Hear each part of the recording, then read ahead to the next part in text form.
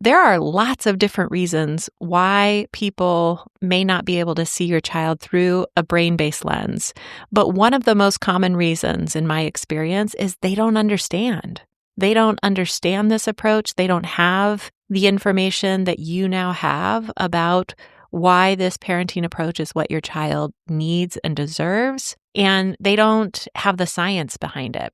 They likely don't even realize that it's rooted in science, that there's research to back up this approach and help us understand why this makes sense. They may just think that it's someone else's idea, right? Somebody made it up and that it's making excuses for bad behavior.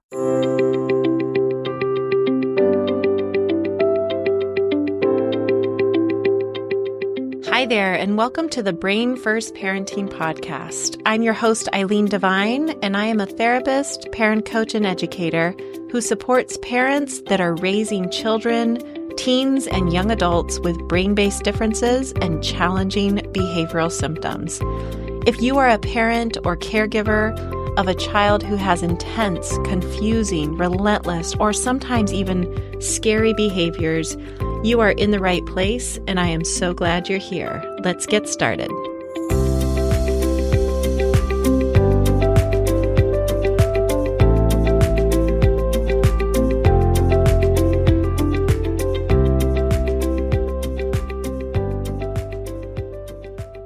Welcome back to the Brain First Parenting Podcast. I'm your host, Eileen Devine.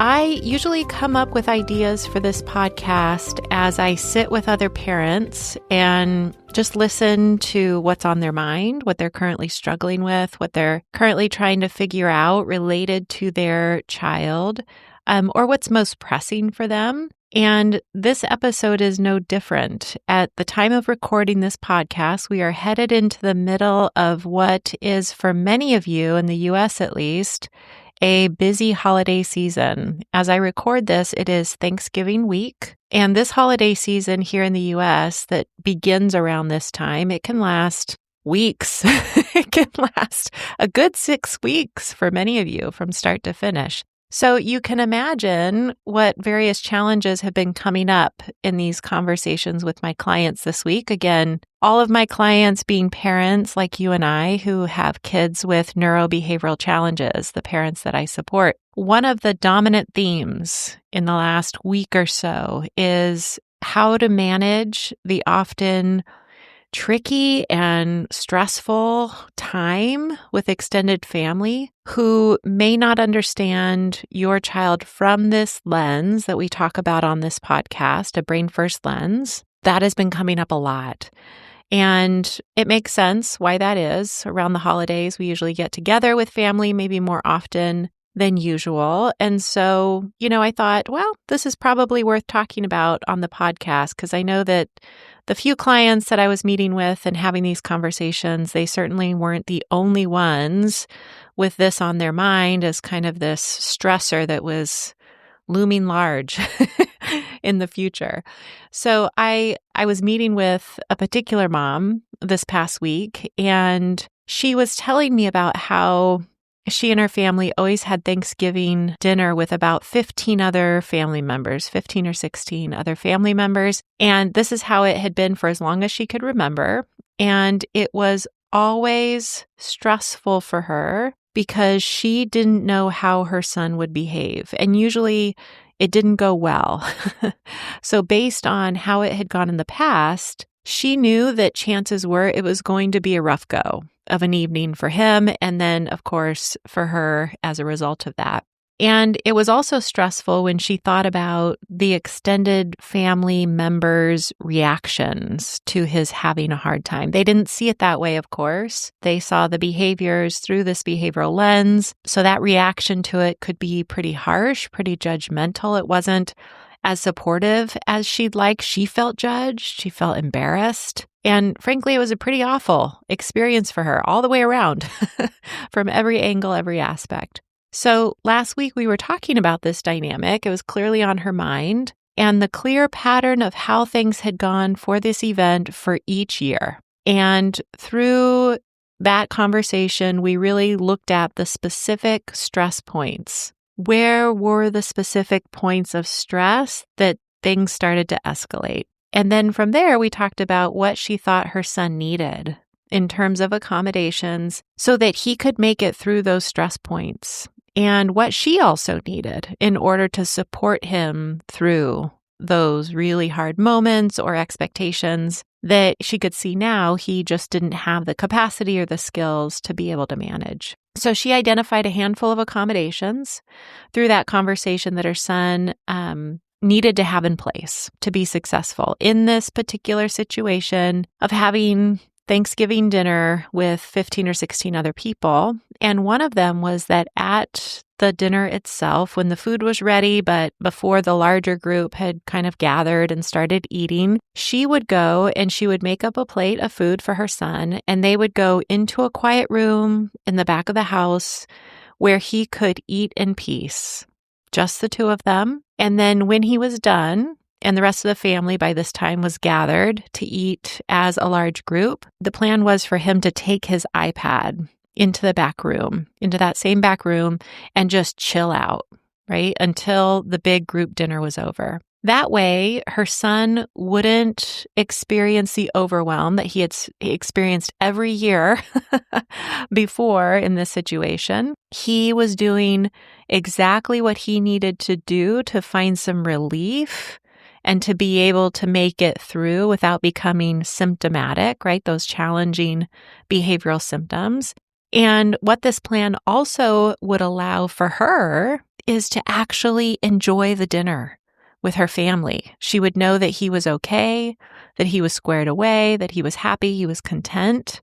This was just one accommodation that she came up with for that time with her extended family. I imagine that you can relate to this experience that she described to me, these just being exhausted by years of what she can see now. The way she described it is, for years, I've been forcing him to participate in this large family gathering in ways that he wasn't capable of due to his brain-based differences. And in the past, the anticipation of this filled her with so much dread and anxiety, because she knew that it probably wasn't going to work. I mean, the pattern had told her that. She didn't know why, but she knew that it was probably not going to end up any differently, but she didn't know what to do differently, right? So she would basically begin weeks in advance. She would begin pleading with him to can you just please do what everyone expects you to do? That was basically her message to him.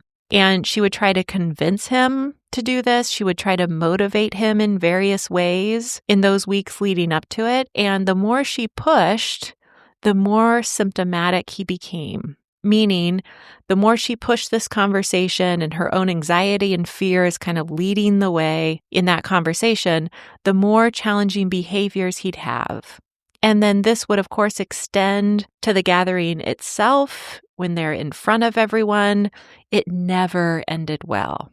So during that time, all those other years, she was seeing his behavior through a behavioral lens. She was trying to find the right motivator he needed to just do it. And she was finding it really difficult to not get swept away in her own anxiety and her own fear about what was happening. So as we talked through it and she could shift her lens and she could see what was really happening here, she knew what she needed to do.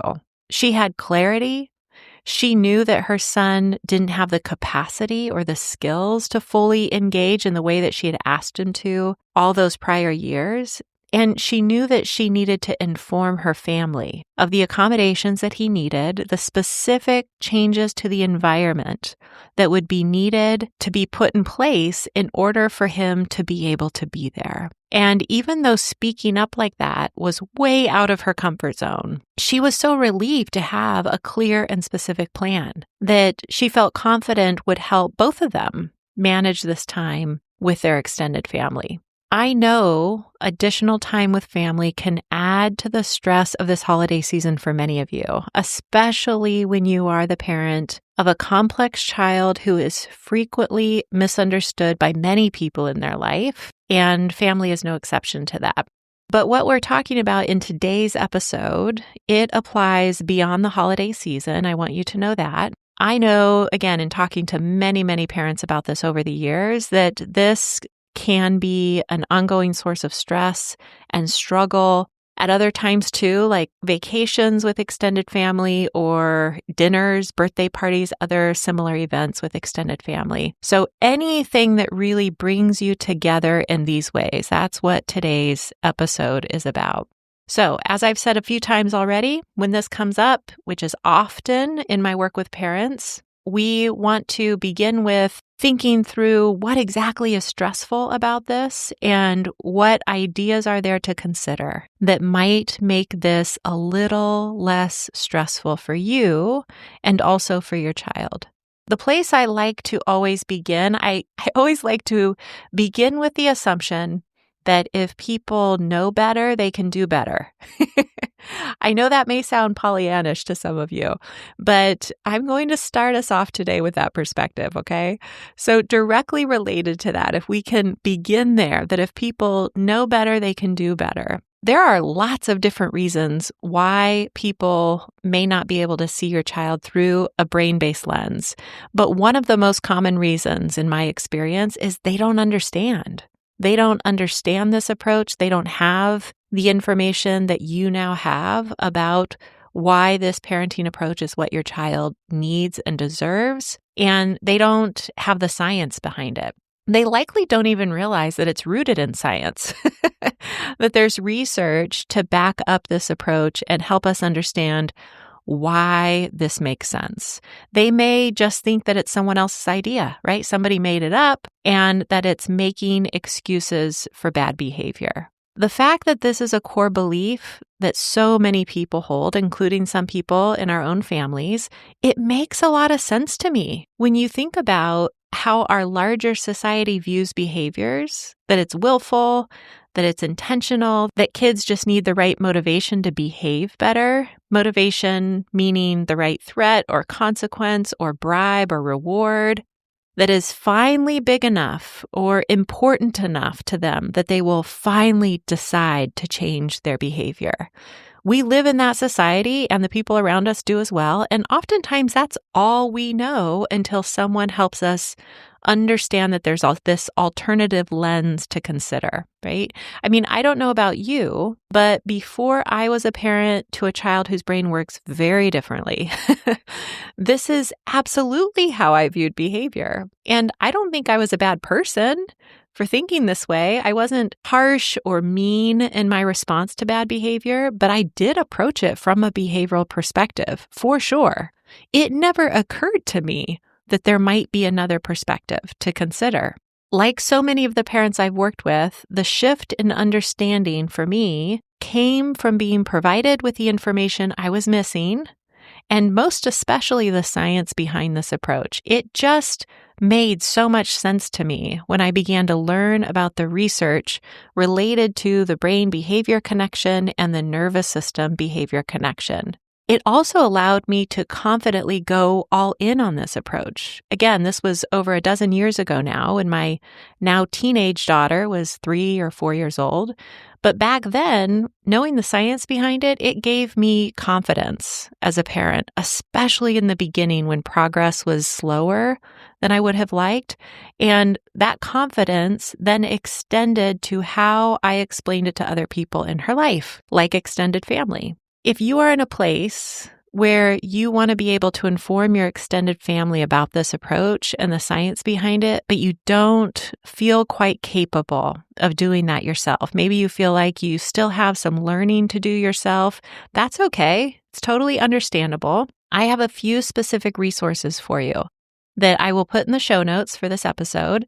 So please check those out. After you're done listening to the episode, there are resources that you can share with family members to help them with their learning curve, help them understand this approach better. One of the resources that I'll be sure to link to is a blog post, and it's titled Dear Family Member. And this blog post came about after some of our amazing Resilience Room community members, they asked me to write something that they could give directly to their family members to help explain their experience of parenting a complex child with behavioral symptoms. So I said, sure, I'd be happy to do that. I asked them for ideas on what they hoped I would include in it, and I went from there in writing it. And so over the years, parents have let me know it's been a really helpful resource for them to just send the link to their extended family. Again, that will be one of several resources included in the show notes for this episode, but I wanted to make sure to mention it specifically. And then there's, of course, this podcast. It's another resource for you to consider passing on to your family members. I've had listeners of this podcast let me know that listening to these fairly short and concise episodes, it's really helped their extended family members understand this approach and the why behind it much more fully, which makes me so happy to hear. So if you've not considered sending this podcast their way, maybe suggesting a specific episode that you think will land well with them, that will resonate, that might be a great first step to consider as well. Now, there's a few other things that I'd encourage you to consider in relation to these tricky dynamics of spending time with extended family when you have a child who can struggle behaviorally and is often misunderstood. The first is to confidently implement the accommodations your child needs to be able to participate in that family event or that gathering with the knowledge it's what they need and deserve for their brain-based difference. We wouldn't question it even for a moment if our kids had another type of more visible and obvious physical disability. I know this can be uncomfortable, and I know it can feel like you're asking for too much, or maybe you're worried that you'll be perceived as dramatic or overbearing, overreactive. I know that's really, really hard. So spending some time thinking about what comes up for you, and then why does that come up for you? And then what is needed for you to move through that, and then have the conversations about this with your extended family. Have you been holding back in terms of asking for what you know deep inside your child really needs? Do you feel like you don't have the right to ask for this adjustment of expectations? What is it for you? And how can you work yourself through that stuck point so that you can come out the other end and be really confident in asking for the things that you know your child needs to thrive for this event or this gathering? I know that sometimes the fear is, what will people think? And am I inconveniencing everyone by doing this? I understand that intimately. But we'd not ask ourselves this if it was another serious physical disability that needed accommodations. We wouldn't, right? You have the right to ask, even insist on these accommodations. And doing so is time well spent, because that is when your child can have some relief. And that is when you can experience relief too, because they're not struggling so much. Okay. So the specific accommodations that your child is going to need is going to look different just based on your unique child and their unique situation. But what is universal for all of us, parents like you and I, who have kids with some pretty intense needs, is that we have to spend some time thinking about this ahead of time, right? Proactively.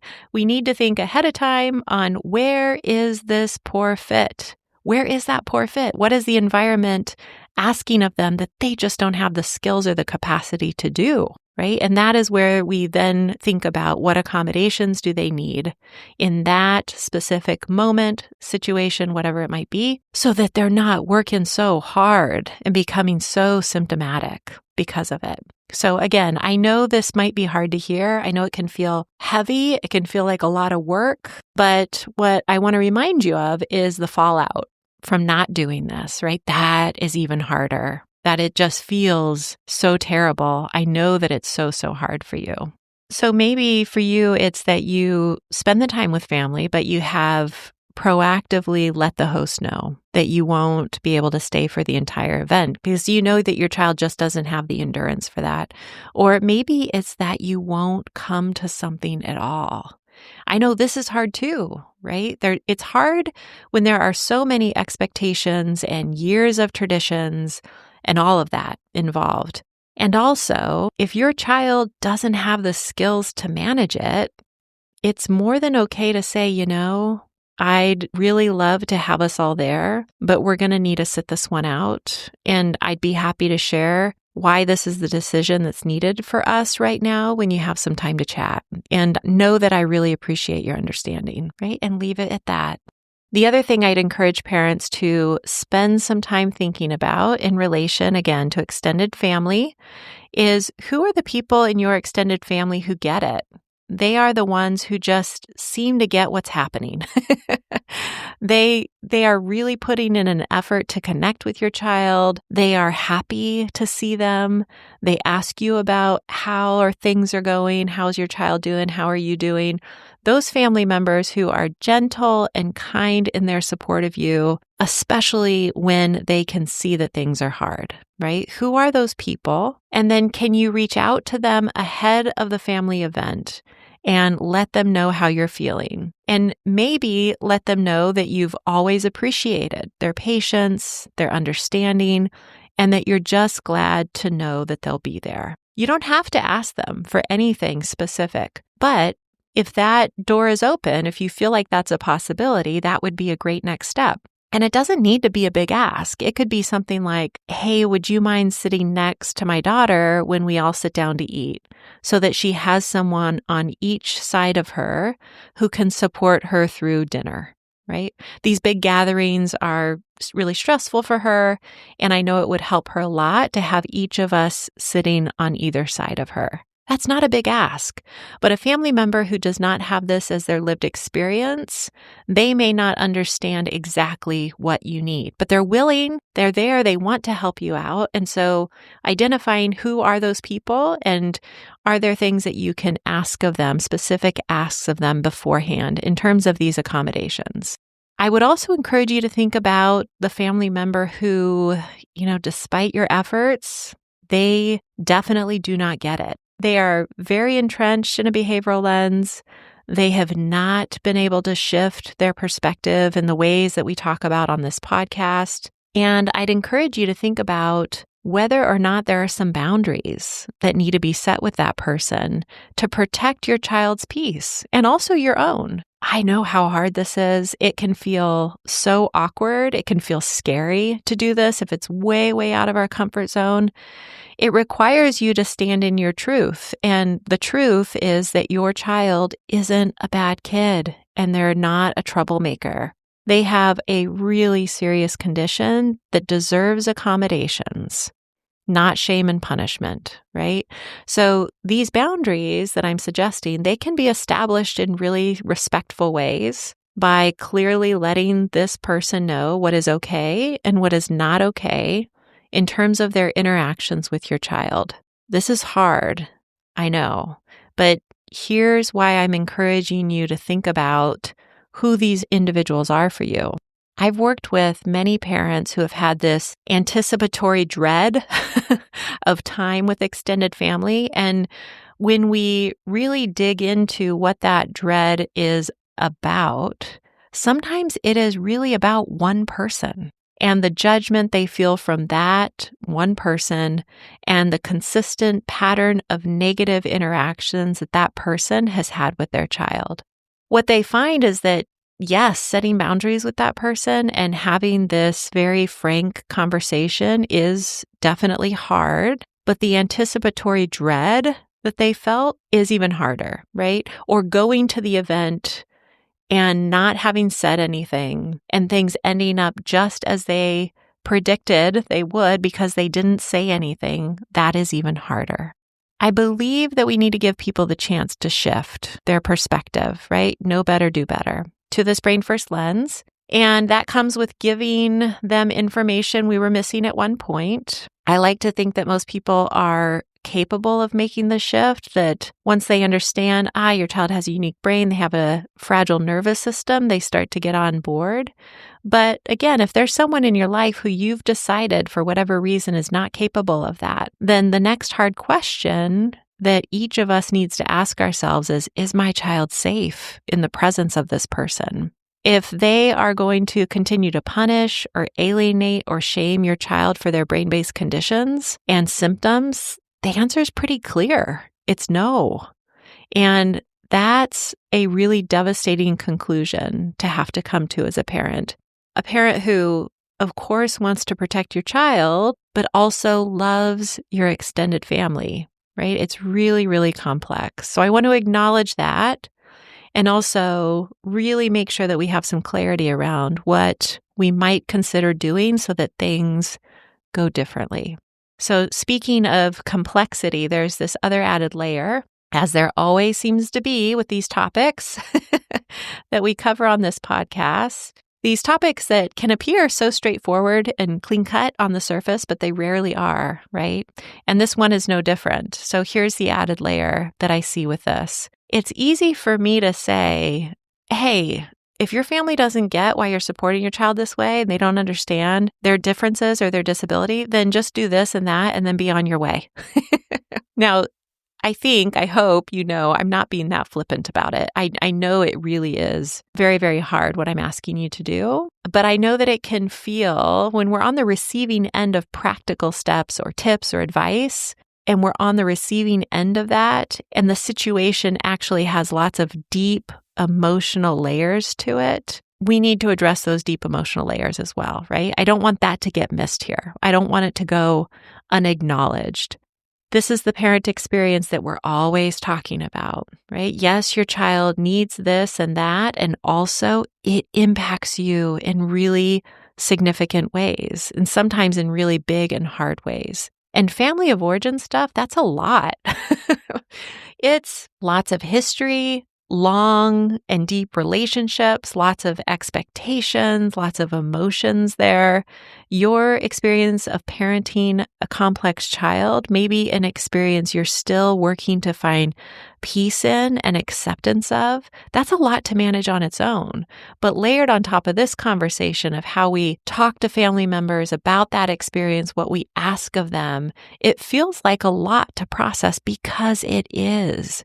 You have your own desires about what you want the family get-together to be like. You have your own unique relationships with the people who are involved here. So that gets really tied up one with the other. You can't really separate them. And that's why it's so complex. And I know that it may feel like your child's needs prevent those things from happening at times, right?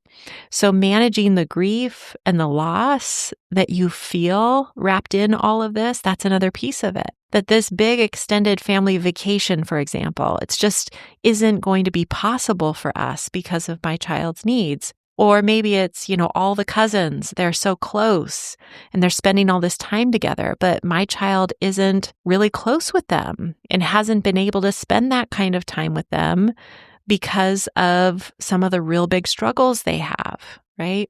It makes all the sense in the world that this topic might be a hard one for you to sit with. It can feel lonely, it can feel isolating, it can just feel sad. Right? So know that I'm sending you loads of compassion as you reflect on all of this and how it applies to your current situation and relationships with your extended family. Okay, in addition to the resources that I already mentioned that I said I'd link to in the show notes, I had 2 other podcast episodes that came to mind that are especially relevant to this topic. One is episode 6, which is Your Child is Not the Problem, and also episode 22, The Unique Grief Affecting Parents of Neurodivergent Kids. Both tie in directly with this topic that we've covered today, so I'll make sure to mention those in the show notes as well. For those of you who are listening to this in real time, when this episode is newly released, I want to wish you and your family a happy holidays. And until next time, take care.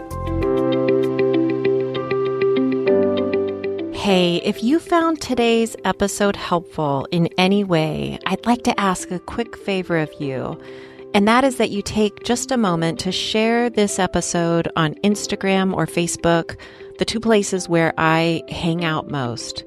By doing this, you will help me reach more parents who are really needing reassurance that they are not alone and that there is information out there that can help their family heal. Thanks so much in joining me in my efforts to reach them and support them. It is so appreciated.